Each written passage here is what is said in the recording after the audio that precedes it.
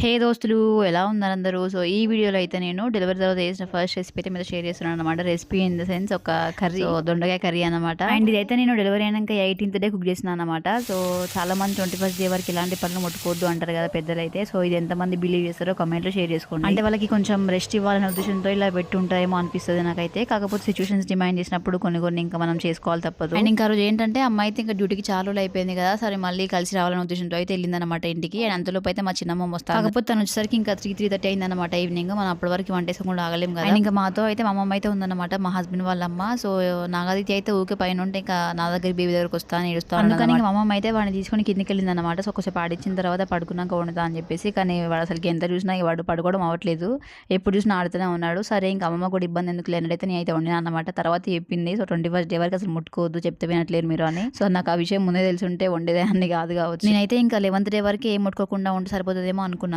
So ఇట్లాంటి పట్టింపులు కొన్ని ఉంటాయని మీకు తెలుసా, లేదంటే మీరు నాలన్నా కమెంట్లో షేర్ చేసుకోండి. అండ్ ఇంకా ఆల్మోస్ట్ కర్రీ ఫినిషింగ్ స్టేజ్ లో ఉందన్నప్పుడు అయితే పాప అయితే లేసిందనమాట. ఇంకా తనైతే కొంచెం ఎత్తుకుని ఆ గ్యాస్ అయితే సిమ్ లో పెట్టి చిన్నగా అయితే వండేసాను అనమాట ఫైనల్ గా. సో టేస్ట్ అయితే బాగుంది, నచ్చింది నాకైతే కర్రీ నచ్చింది. మీకు వీడియో నచ్చితే మాత్రం ప్లీజ్ లైక్ అండ్ సబ్స్క్రైబ్.